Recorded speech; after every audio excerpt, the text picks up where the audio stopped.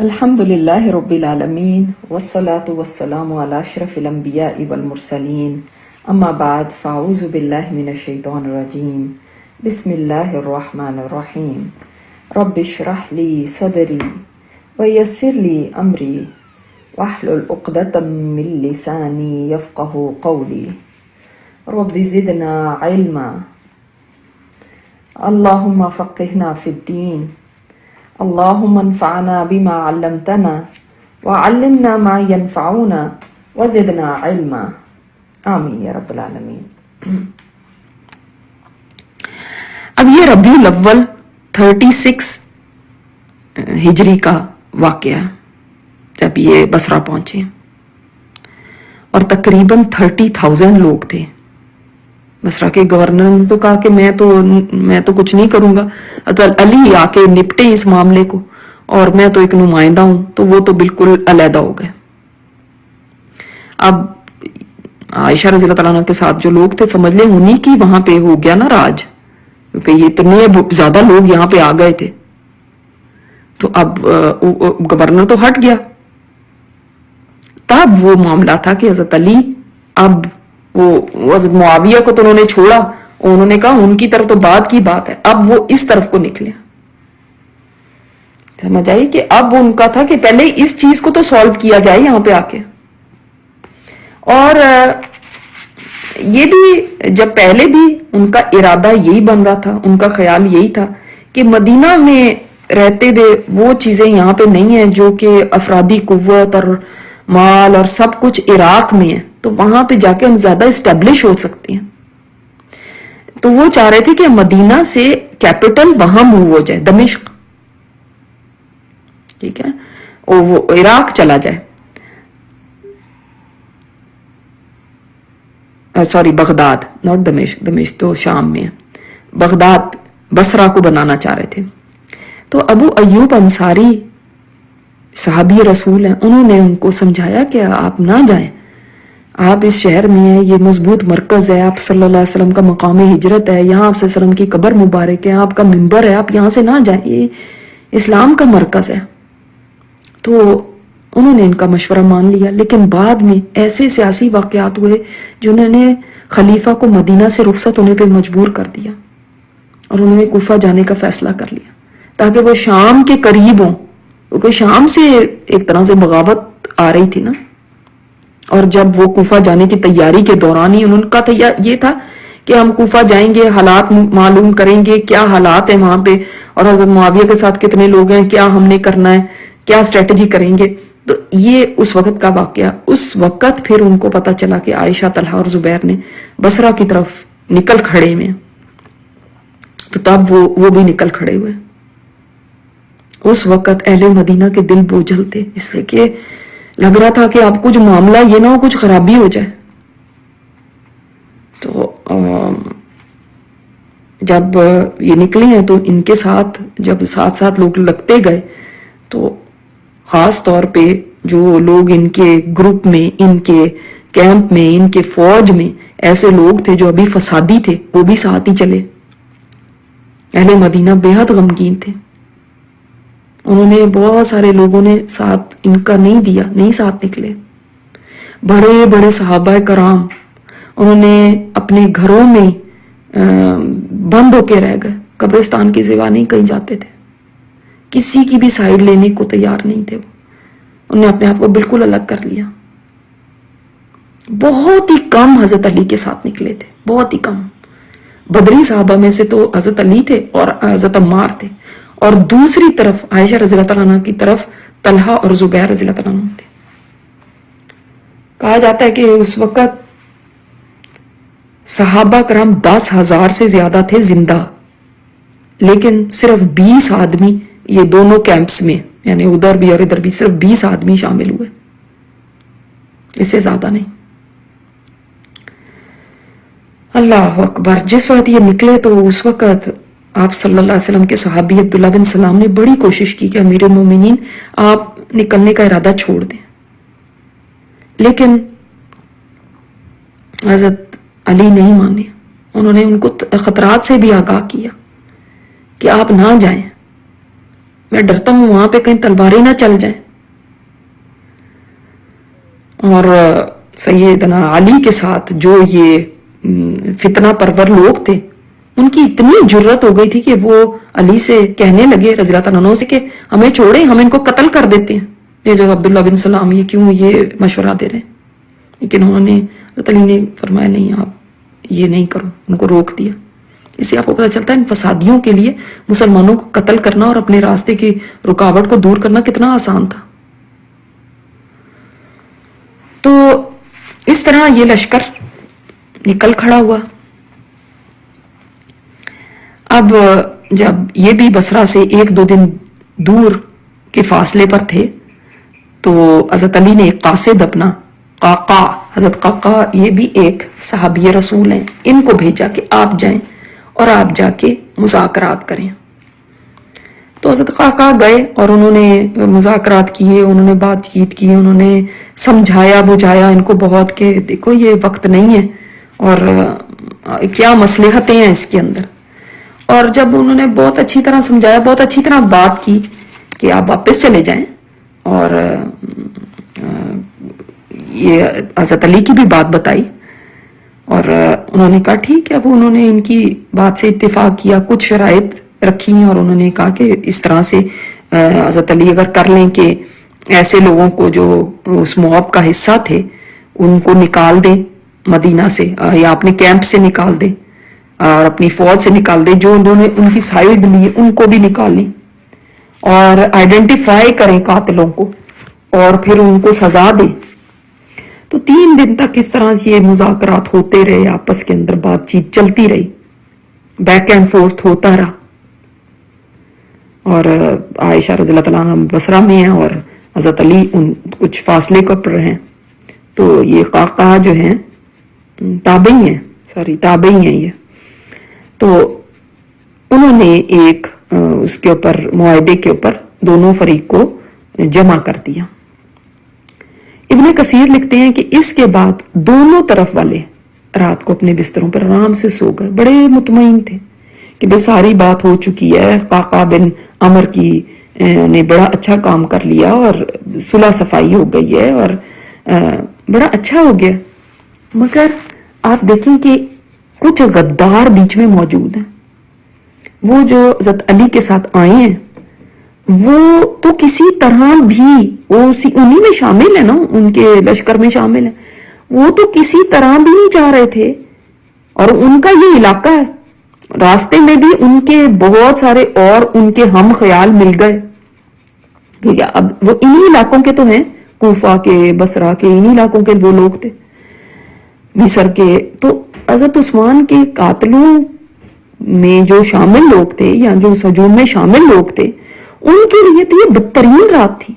वो तो नहीं चाहते थे कि ये सब हो जाए। अगर ये सब हो गया और ये अमनो अमान से होकर वाकई आइडेंटिफाई करना शुरू कर दिया गया कातिलों को और निकालना शुरू कर दिया उन्होंने, तो फिर हमारे लिए तो बहुत मसला हो जाएगा। तो वो मिल बैठे और उन्होंने एक बहुत खौफनाक साजिश की, बहुत खौफनाक। अल्लाह अकबर।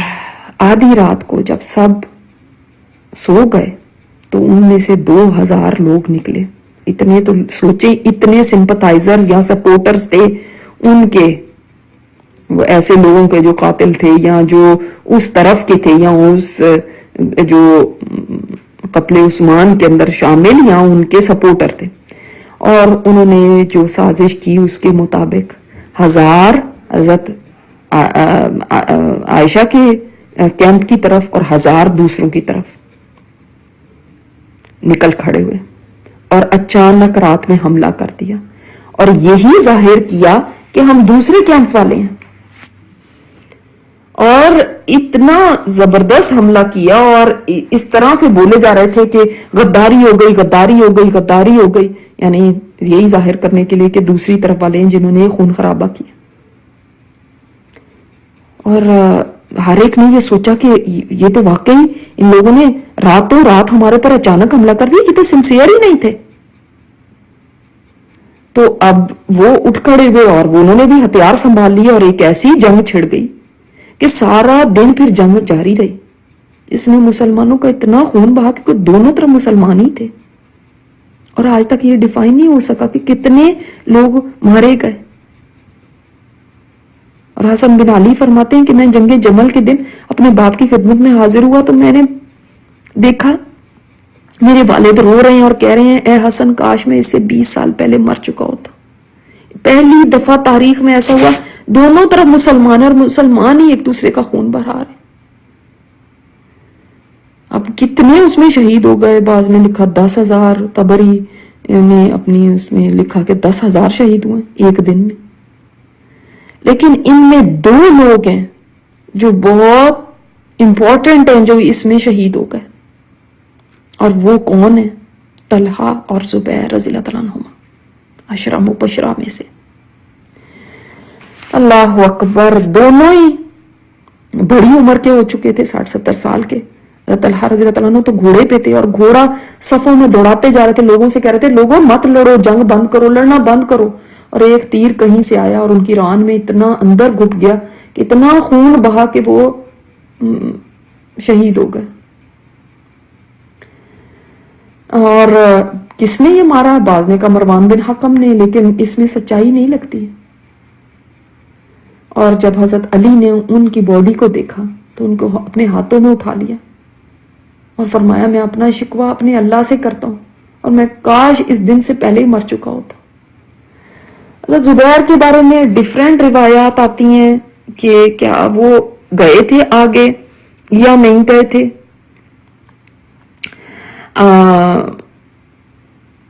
لیکن یہ پتا چلتا ہے کہ ان کو یہ یاد دلایا گیا، کسی نے ان کو یاد دلایا، یا شاید حضرت علی نے ان کو یاد دلایا یا ان کو پیغام بھجوایا کہ آپ کو یاد ہے نبی صلی اللہ علیہ وسلم نے فرمایا تھا کہ ایک دن تم مجھ سے لڑو گے اور تم غلط سائیڈ پہ ہوگے. اور حضرت زبیر فرماتے ہیں کہ مجھے یہ حدیث اس وقت ہی یاد آئی، اس سے پہلے نہیں یاد تھی. جب اس وقت یاد آئی تو انہوں نے وڈرا کر لیا. بعض کہتے ہیں کہ نہیں، وہ گئے ہی نہیں تھے، جنگ میں لڑے ہی نہیں، کیونکہ وہ کہتے تھے میں اپنے ہاتھ سے کسی مسلمان کا خون نہیں بہا سکتا. تو ایک باغی جو تھا وہ اس نے ان کو نکلتے ہوئے دیکھ لیا اور اس نے فیصلہ کیا کہ میں تو ان کو نہیں چھوڑوں گا. تو اس نے اس رات میں جب وہ تہجد پڑھ رہے تھے تو ان پر قاتلانہ حملہ کیا اور شہید کر دیا. یعنی جنگ میں تو نہیں ہوئے لیکن رات میں اس نے ان کو شہید کر لیا. اور زبیر بن عوام کے بارے میں تو بخاری میں ان کے بارے میں آتا ہے کہ آپ صلی اللہ علیہ وسلم نے فرمایا بشارت دے دو جہنم کی اس آدمی کو جو صفیہ کے بیٹے کو قتل کرے گا، یعنی یہ زبیر بن عوام کو. اللہ اکبر، اللہ اکبر. تو ان کا تو ایجنڈا پورا ہو گیا. جو غدار تھے ان کی تدبیر بالکل صحیح نشانے پہ بیٹھی، جنگ ہو گئی اور وہ اتنی خون ریزی، اور وہ یہی تو چاہتے تھے. اور وہ یہی چاہتے تھے کہ ہر فریق جو ہے دوسرے کے مقابلے میں آئے اور اتنا غصے میں ہو جب آپ کو پتا چلے کہ انہوں نے تو کل تک ہم سے صلح صفائی کی بات کی تھی، یہ کیا ہو گیا. تو اس نے ان کو اتنا زیادہ غصے میں کر دیا کہ لوگ لڑ رہے ہیں اور کوئی کسی کی بات نہیں سن رہا. اس جنگ کو کہتے ہیں جنگ جمل، جمل اونٹ کو کہتے ہیں. اور وجہ یہ تھی کہ ام المومنین حضرت عائشہ رضی اللہ تعالیٰ اس جنگ کے دوسرے مرحلے میں بصرہ کے لشکر کے بیچ میں اس اونٹ پہ سوار تھی جو ان کو مکہ میں پیش کیا گیا تھا، جس اونٹ پہ وہ بیٹھ کے یہاں آئی تھی. آپ کو پتا ہے جو امہات المومنین ان کے پردے کے جو احکامات ہیں وہ ڈیفرنٹ ہیں. ان کو ایک اپنا جو پردہ ہے وہ تو کرنا ہے، اس کے علاوہ ان کو ایک پردے میں بیٹھنا ہوتا تھا، یعنی اپنی سراؤنڈنگ میں بھی پردہ ہوتا تھا کہ ان کی باڈی کو بھی کوئی دیکھ نہ سکے. تو وہ اونٹ کے اوپر تھی اور اندازہ کریں کہ ہر طرف سے تیروں کی بوچھاڑ ہو رہی ہے اور وہ بیچ میں. اور اس وقت ان کے جو ہودج ہوتا تھا نا، جیسے سمجھ لیں کہ ایک پردہ یا اس طرح ایک ڈولی ٹائپ ایک چیز ہوتی تھی جو اونٹ کے اوپر رکھ دی جاتی تھی جس کے اندر وہ بیٹھتی تھی. تو اس وقت ان کے اس ہودج کا بھی یہ حال ہوا کہ ہر طرف سے تیر لگ رہے ہیں، ہر طرف سے تیر لگ رہے ہیں. اللہ اکبر. یہ دوسرا دن جنگ کا جس وقت تھا. تو اس وقت پھر حضرت عائشہ رضی اللہ تعالیٰ عنہ جب اونٹ کے اور کجاوے کو بھی تیر لگ رہے ہیں اور اونٹ کو بھی لگ رہے ہیں تو وہ پکارنے لگی، میرے بیٹو اللہ سے ڈرو، اللہ کو یاد رکھو، یوم حساب کو ہرگز نہ بھولو، لڑائی سے رک جاؤ، لڑائی سے رک جاؤ. وہ لڑائی کو سے روک رہی تھی لیکن ان کی کوئی بھی آواز سننے والا نہیں تھا، کوئی باز نہیں آیا. وہ جو سبائی لڑنے والے تھے، عبداللہ بن سبا کے جو ساتھی، جو اس مائنڈ سیٹ کے لوگ تھے، وہ تو نہیں باز آنے والے تھے، وہ مسلسل حملے کر رہے تھے. اور حضرت علی بھی پیچھے موجود تھے، وہ بھی جنگ سے باز رکھنے کے لیے بول رہے تھے، تلقین کر رہے تھے، لیکن کوئی سن نہیں دے رہا تھا. کو پتہ ہے کہیں ویسے ہی 4 لوگ اکٹھے ہو جائیں، کوئی شور مچا ہو تو آپ کتنا بھی کہیں چپ کر جاؤ چپ کر جاؤ، کوئی سنتا ہے بھلا؟ اور جب ایک کیوس، جب ایک جنگ لگی ہوئی ہے تو کوئی سنے گا اس وقت؟ اب جو سبائی تھے نا، انہوں نے اپنی پوری کوشش کی کہ اونٹ کی کونچیں کاٹیں اور ام المومنین حضرت عائشہ رضی اللہ عنہ کو شہید کر دیں. اللہ اکبر. لیکن جو ان کا حضرت عائشہ رضی اللہ عنہ کے ساتھ لوگ تھے وہ اونٹ کی حفاظت کے لیے ارد گرد ڈھال بن کے کھڑے، کیونکہ اگر اونٹ گر جاتا تو وہ گر جاتی. تو جو بھی ان میں سے اونٹ کی نکیل پکڑتا تھا اس کو یہ سبائی قتل کر دیتے تھے. اونٹ کے بالکل آگے اتنی جنگ ہو رہی تھی اور ہودج کی تو حالت ہی خراب ہو گئی تھی، بالکل شکل مسخ ہو گئی تھی. اس پہ تو مسلسل تیر برس برس کے اس کے اندر پیوست ہو گئے تھے. لیکن یہ نوجوان جو تھے قریش کے اور جو وہاں کے لوگ تھے، وہ نوجوان اتنی جرأت سے لڑ رہے تھے. اور یہ حالت ہو گئی پھر کہ حضرت علی نے اپنے لشکر کے چند افراد کو، جن میں ام المومنین کے بھائی محمد بن ابی بکر بھی تھے. وہ پتہ محمد بن ابی بکر کس کے ساتھ تھے؟ حضرت علی کے ساتھ. حضرت علی نے ان کو پالا تھا نا. تو محمد بن ابی بکر ان کے پاس پلے تھے تو وہ حضرت علی کے ساتھ تھے، اپنی بہن کی طرف نہیں تھے. تو محمد بن ابی بکر کو بھیجا، اور میں نے آپ کو بتایا تھا اس کی وجہ بھی کیا تھی، کیا وجہ ہوئی تھی کہ محمد بن ابی بکر کو حضرت علی نے پالا تھا. خیر ابھی ہم آگے چلتے ہیں. عبداللہ بن بدیل شامل تھے. ان کو حکم دیا کہ اونٹ کی کونچے کاٹ دیں اور حضرت عائشہ کو ان کے ہودج سے نکال کے نیچے لے آئیں. اور ان کے بھائی محمد بن ابو بکر کو اور عبداللہ بن بدیل کو نے ہودج اٹھایا اور آرام سے حضرت علی کے سامنے رکھ دیا. سیدہ عائشہ کو پھر وہ گھر لے کر گئے اور حضرت علی نے یہ اسٹریٹجی کی، کیونکہ جنگ جو ہے نا کسی طرح ختم ہونے کا نام نہیں لے رہی تھی. کسی طرح بھی ہو سکتا تھا حضرت عائشہ رضی اللہ تعالیٰ عنہ کو کوئی نقصان پہنچ جاتا. تو ان کو وہاں سے نکالا گیا جنگ کے میدان سے. اور حضرت علی نے پھر اس کے بعد اچھا پھر پلڑا جو تھا وہ بھاری لگ رہا تھا حضرت علی کی طرف کا. اس وقت پھر کعب بن سعور قرآن پاک کا نسخہ لیے ہوئے لشکر بصرہ کی طرف آگے بڑھے. انہوں نے لشکر علی کو آواز دی اور کہا ہے لوگوں میں بصرہ کا قاضی کعب بن سعور ہوں، میں تمہیں کتاب اللہ کی طرف دعوت دیتا ہوں کہ اس پر عمل کرو، اس کی بنیاد پر باہم صلح کر لو. لیکن حضرت علی کے ساتھ جو وہ لوگ آئے ہوئے تھے فتنہ والے آگے تھے، ان کو تو خطرہ لگا کہ یہ نہ ہو کہ کعب کی کوشش کامیابی ہو جائے. انہوں نے فوراً ان پر تیروں کی اس قدر بوچھاڑ کی کہ وہ اللہ کو پیارے ہو گئے، اور اسی حالت میں کہ ان کے ہاتھ میں قرآن پاک کا نسخہ تھا. اللہ اکبر. تو جب لشکر بصرہ کی شکست کے آثار نظر آنے لگے تو حضرت علی نے یا ان کے لشکر کے منادی نے پکار کے کہا کہ جو میدان جنگ سے چلا جائے گا اس وقت اس کا پیچھا نہیں کیا جائے گا، کسی زخمی کو موت کے گھاٹ نہیں اتارا جائے گا، کسی چیز کو غنیمت کے طور پہ نہیں لیا جائے گا سوائے اس سامان کے جو میدان میں پڑا ہوا ہے یا لشکر کے مقام پر جو اٹھا کے لایا گیا ہے. تو انہوں نے کہا کہ کسی کے گھر میں، حضرت علی نے یہ اعلان کرا دیا، کسی اہل لشکر کو منع کر دیا کہ کسی گھر میں آپ نے داخل نہیں ہونا. اہل بصرہ میں سے جو آپ کے خلاف جنگ لڑ رہے تھے ان کو بھی کہا کہ تمہاری اگر کوئی چیز ہمارے لشکر میں سے کسی کے پاس ہے تو وہ واپس لے لی جائے. تو آپ اپنی لے سکتے ہیں، کوئی مال غنیمت نہیں ہوگا یہاں پہ۔ پھر آپ کو پتہ ہے کچھ لوگوں نے آ کے حضرت علی سے کہا کہ یہ کیا بات ہے کہ ان کو مارنا تو ہمارے لیے جائز ہے اور ان کو قیدی نہیں ہم بنا سکتے، ان کی عورتوں کو مل کے یمین لونڈیاں نہ بنائیں ان کو۔ تو حضرت علی نے آگے سے فرمایا تھا کہ اچھا پھر کیا تم حضرت عائشہ کو بناؤ گے؟ تو پھر وہ لوگ استغفار کرتے ہوئے چلے گئے۔ اللہ اکبر۔ تو جنگ کے اختتام پہ امیر المومنین نے اپنے کچھ ساتھیوں کے ساتھ مقتولین کی تلاش میں نکلے اور انہوں نے دیکھا لوگوں کی لاشوں کو تو انا للہ پڑا، ان کے لیے مغفرت کی دعا کی۔ اور دیکھیں اب وہ چیز جو نہیں سوچا تھا کہ ہوگی لیکن وہ ہو گئی، اور جو نہیں چاہتے تھے لڑنا لیکن لڑائی ہو گئی۔ تو اس طرح کی جب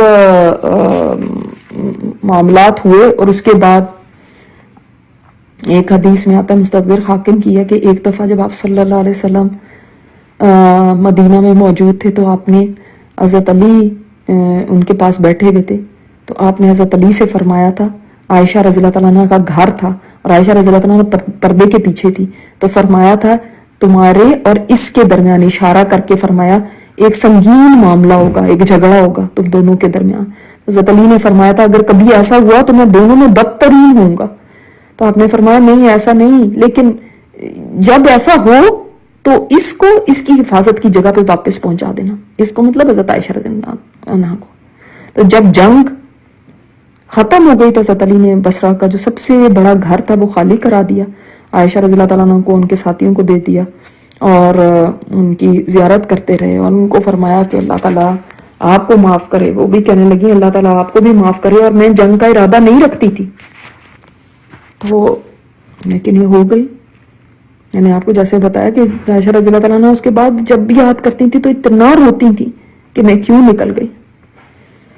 اور پھر جس نے بھی کوئی زبان کھولی حضرت عائشہ رضی اللہ تعالیٰ عنہ کے خلاف، تو حضرت علی نے فرمایا جو کوئی ان کے خلاف بری بات کرے گا اس کو 100 کوڑے مارے جائیں گے، یعنی کہ دلوں میں کوئی برائی نہیں تھی ایک دوسرے کے خلاف۔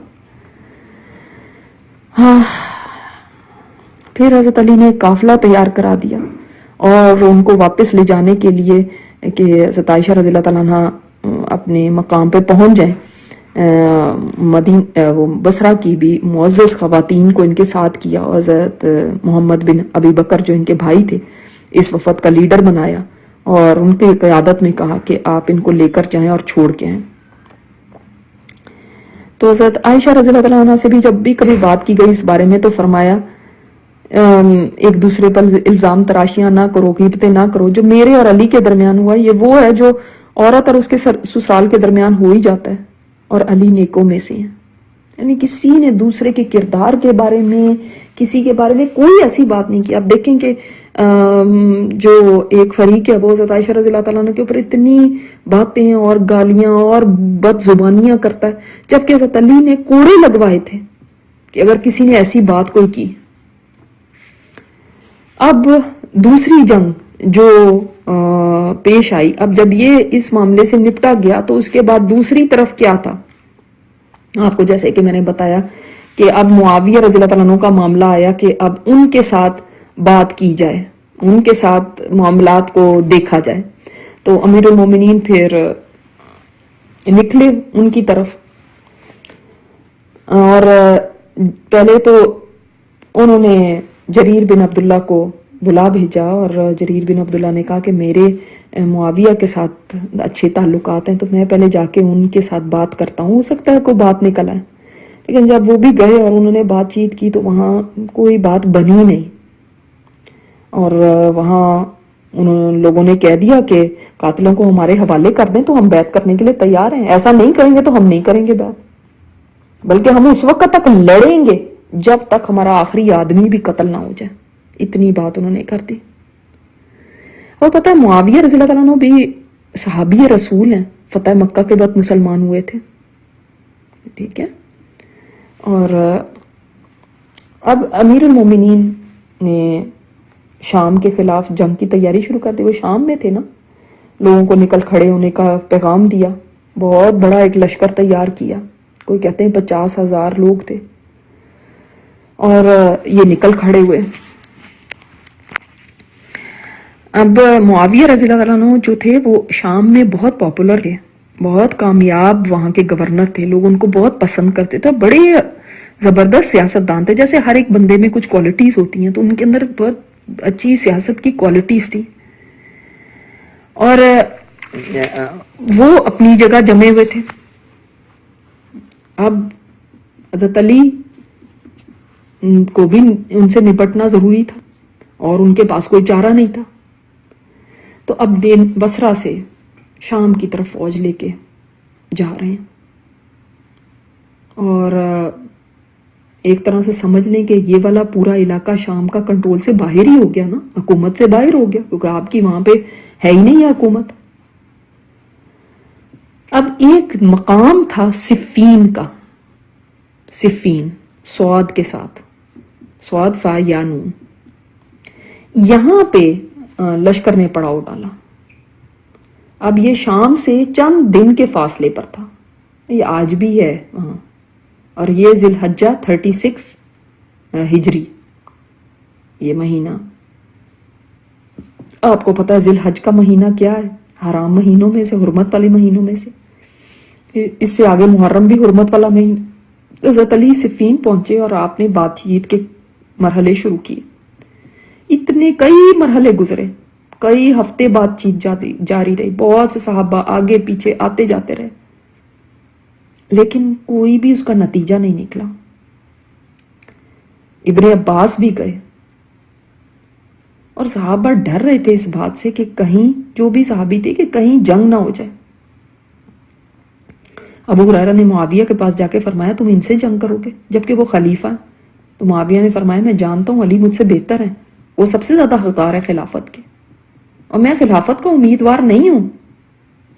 لیکن بس وہی بات پھر کہ حضرت عثمان کے قاتلوں سے بدلہ لیا جائے. اور اس کے اندر ہی پھر کافی وقت گزر گیا، محرم کا بھی وقت گزر گیا، اور سفر شروع ہو گیا. جب 6 سفر کا دن تھا تو حضرت علی نے اعلان کر دیا کہ اب اناف، اب جنگ ہوگی، مذاکرات نہیں. اب مذاکرات ظاہر سارے ہی ناکام ہو گئے تھے.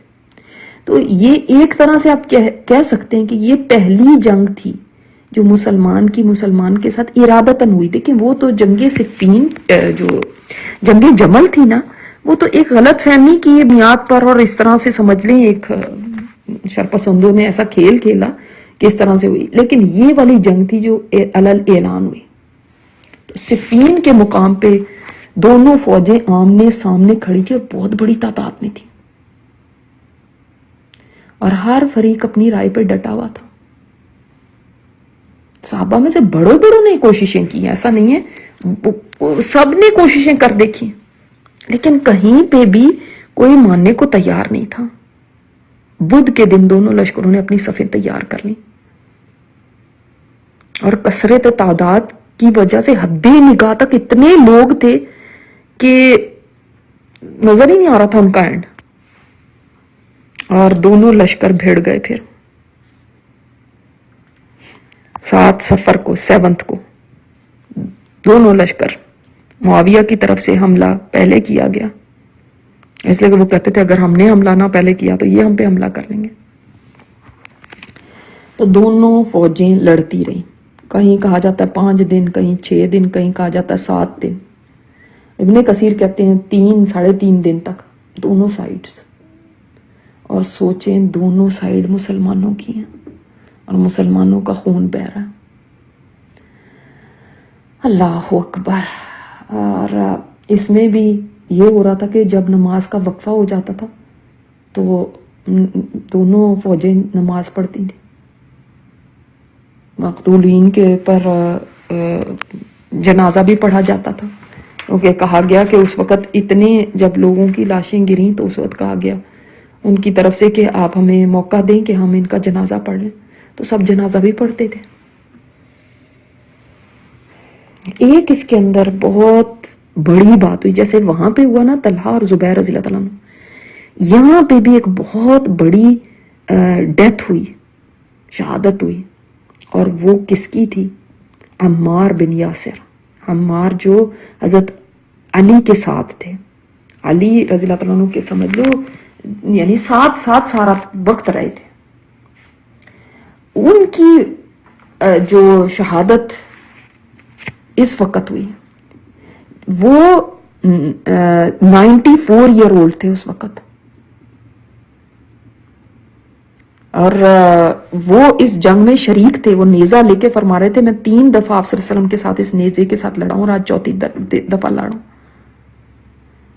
اور لیکن اتنا بیلنس تھا نا ان لوگوں کی زندگیوں میں کہ انہوں نے اپنے قریب ایک آدمی کی آواز سنی. وہ کہہ رہا تھا اہل شام کافر ہو گئے ہیں, یعنی یہ معاویہ وغیرہ. تو حضرت عمار بن یاسر نے اس کو منع کیا اور فرمایا انہوں نے بغاوت کی ہے اور ہم ان کے باغیانہ اقدام کی وجہ سے ان کے خلاف لڑ رہے ہیں.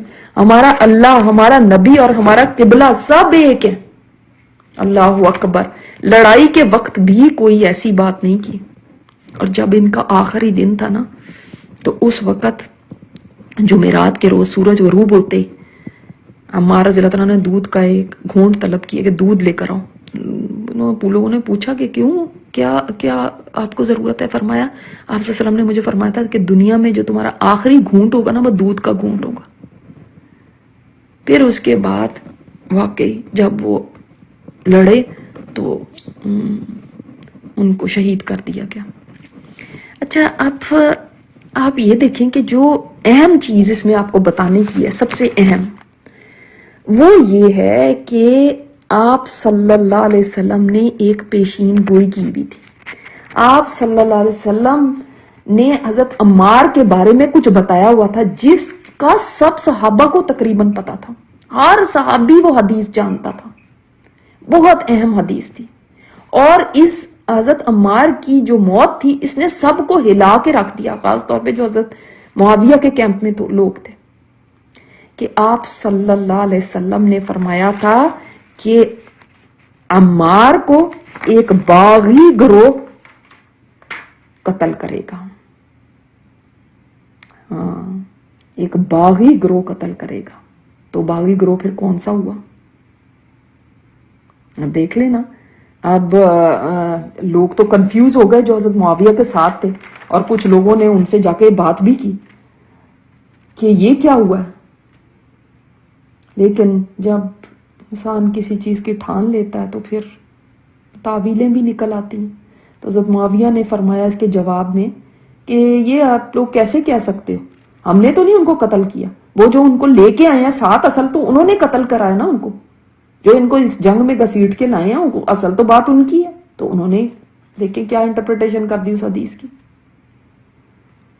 تو آپ صلی اللہ علیہ وسلم تو کئی دفعہ فرمایا تھا وہی حق یا عمار, اے عمار ایک باغی جماعت تجھے قتل کرے گی. تو باغی جماعت کون سی ہو گئی پھر؟ اللہ اکبر. اور حضرت عمار بن یاسر وہ ہیں, آپ کو پتا ہے نا ان کے والدین تو پہلے شہداء میں سے ہیں. یہ تو شروع سابقون الاولون میں سے ہیں. آپ کو یاد ہوگا حضرت سمیہ ان کی والدہ, ان کو ابو جہل نے قتل کیا تھا, شہید کر دیا تھا, پہلی شہید تھی. تو حضرت عمار کی موت کی وجہ سے بہت سارے لوگوں کے اندر مطلب ہلچل مچ گئی, ایک پریشانی کا عالم ہو گیا کہ یہ ہو کیا گیا. اس کے بعد پھر جنگ میں بھی بڑی شدت سے چل رہی تھی, لیکن جنگ میں بھی بڑی اس طرح سے نہیں پھر بات رہی. اچھا پھر آپ دیکھیں کہ اتنے لوگ تھک گئے تھے. بعض آئینی شاہد کہتے ہیں, ان کی روایت ہے کہ ہم حریف سے 3 دن اور 3 راتیں لڑتے رہے, نیزے ٹوٹ گئے, تیر کمان ختم ہو گئے, آخر مسلمان سے لڑ رہا تھا. پھر ہم نے ایک دوسرے پر تلواریں چلائیں اور یہ سلسلہ آدھی رات تک جاری رہا, یہاں تک تلواروں کی درانتی جو ہے نا درانتیوں کی شکل اختیار کر گئی, یعنی بالکل ہی گھس گئی. پھر ہم نے ایک دوسرے کو الٹی طرف سے تلواریں مارنی شروع کر دی. لڑائی کے شور کے سوا اور کوئی آواز سنائی نہیں دیتی تھی. پھر ہم ایک دوسرے پر پتھر برسانے لگے, پھر مٹی پھینکنے لگے, یعنی سارے ہتھیار بھی ٹوٹ گئے. پھر ایک دوسرے کو دانتوں سے کاٹنے لگے, یہاں تک کہ جمعے کی دن کو صبح ہو گئی, سورج بلند ہو گیا, دھوپ پھیل گئی, لیکن جنگ کے غبار کے باعث کچھ نظر ہی نہیں آ رہا تھا. کیا بڑے اور کیا چھوٹے سب جھنڈے سرنگوں ہو گئے. دونوں طرف سے لشکر والے انتہائی حد تک تھک گئے, ہاتھوں میں جان نہیں رہی, حلق بھی خشک ہو گئے.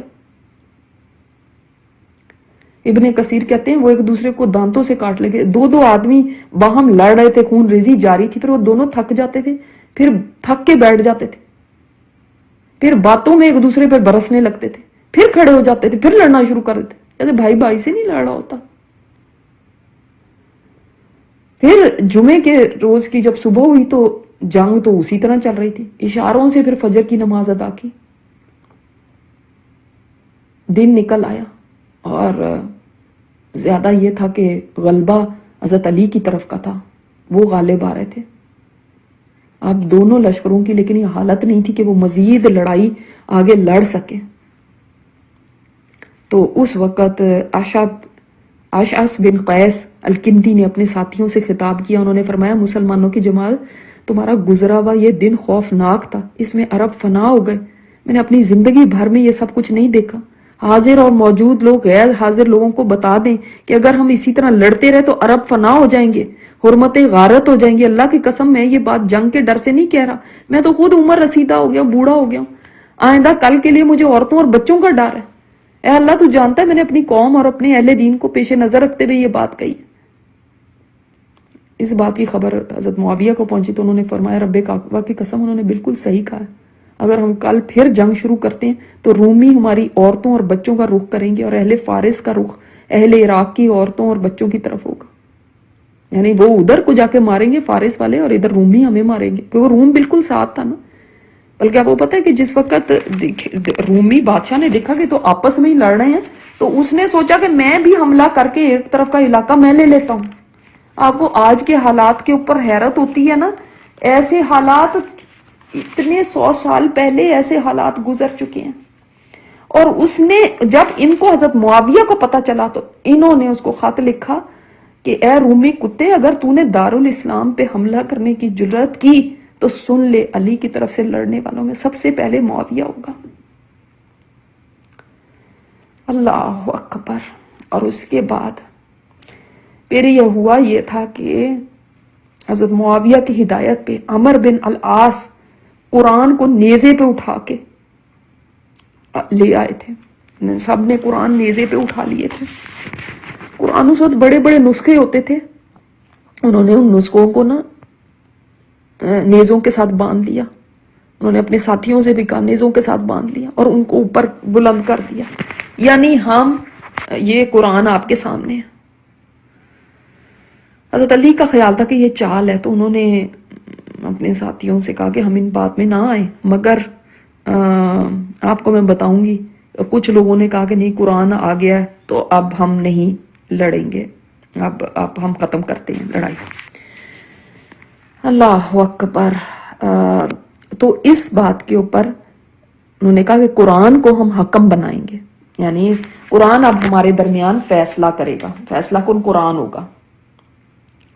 اچھا, تو اب کیا ہوا, قرآن کو جب سامنے کر دیا, قرآن کی تعظیم ہر مسلمان کے دل میں, تو دونوں طرف سے جنگ بند ہو گئی. حضرت علی نے فرمایا میں وہ پہلا آدمی ہوں جو قرآن کو اپنا رہنما بنائے گا. ہتھیار پھینک دیے سب نے. اب فیصلہ کیا ہوا کہ دونوں فریقوں میں سے ایک ایک بندے کو دونوں اپنا حکم بنائیں, جج بنائیں, اور دونوں ان کو آگے بھیجیں, اور وہ دونوں آپس میں فیصلہ کریں اور ان کا فیصلہ سب مان لیں. کیا کچھ شرائط کی بیس کے اوپر تو حضرت علی نے ابو موسیٰ اشعری کو منتخب کیا, اور معاویہ رضی اللہ تعالیٰ عنہ نے عمر بن عاص کو منتخب کیا. دونوں پائے کے صحابی ہیں, ابو موسیٰ اشعری بھی اور عمر بن العاص بھی, کہ یہ مذاکرات کریں گے تو ہم جو بھی یہ فیصلہ ہوگا تو اس کو ہم مان لیں گے. اس سے آگے کچھ ہوا تو نہیں فائدہ, لیکن کم از کم یہ فائدہ ضرور ہوا کہ جنگ بند ہو گئی, دونوں فریق اپنی اپنی جگہ پہ چلے گئے. ٹھیک ہے, دوبارہ کبھی جنگ نہیں ہوئی. لیکن اب ایک اور مسئلہ کھڑا ہو گیا, ایک اور بہت بڑا مسئلہ کھڑا ہو گیا.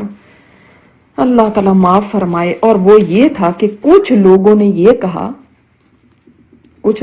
کہا کہ آپ نے کیسے انسانوں کو حکم بنا لیا کہ یہ جج ہوں گے, یہ فیصلہ کریں گے. ہم تو ان کا نہیں فیصلہ مانگتے, ہم تو قرآن کا فیصلہ مانگتے.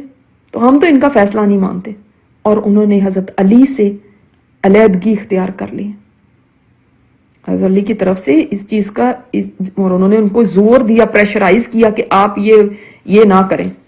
یہی وہ لوگ تھے جنہوں نے پہلے کہا ہاں قرآن کو ہم حکم مانتے ہیں، اور اس کے بعد یہی وہ لوگ تھے جو کہنے لگے کہ نہیں، آپ نے ان دونوں کے اوپر کیوں چھوڑا، ہم اب آپ سے الگ ہو رہے ہیں.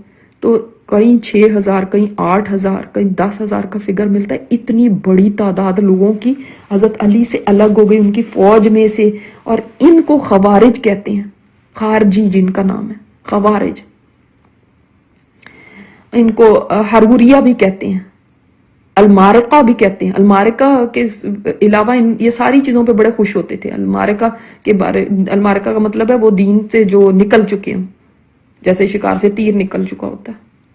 اور یہ آج سے نہیں، اصل میں خوارج کی ابتدا تو آپ صلی اللہ علیہ وسلم کے زمانے سے ہی ہو گئی نا، جب ذوالخویسرہ جو پہلا خارجی تھا، یعنی بالکل سیم سوچ تھی نا. جب وہ بندہ آپ صلی اللہ علیہ وسلم یمن سے حضرت علی نے کچھ گولڈ بھیجا تھا، کچھ سونے کی کچھ مقدار بھیجی تھی، تو آپ صلی اللہ علیہ وسلم نے جو تقسیم کری تو ایک آدمی کھڑا ہو گیا اور اس کو بڑا غصہ آیا کہ ہمیں اس طرح سے نہیں ملا. تو وہ کہنے لگا اے محمد، یہ ذوالخویسرہ تھا، اے محمد استغفر اللہ. پہلے تو یہ کہ آپ نبی کے اوپر ایمان لے گا سوائے کافروں کے، ایسے تو آپ صلی اللہ علیہ وسلم کو کوئی کچھ کہتا نہیں تھا، ایسے نام لے کے تو نہیں پکارتے تھے، لیکن اس نے نام لے کے پکارا اے محمد، اللہ سے ڈر، عدل کر. تو آپ صلی اللہ علیہ وسلم نے فرمایا، غصے میں آ گیا، آپ نے فرمایا اگر میں نہیں عدل کرتا تو اور کون کرے گا.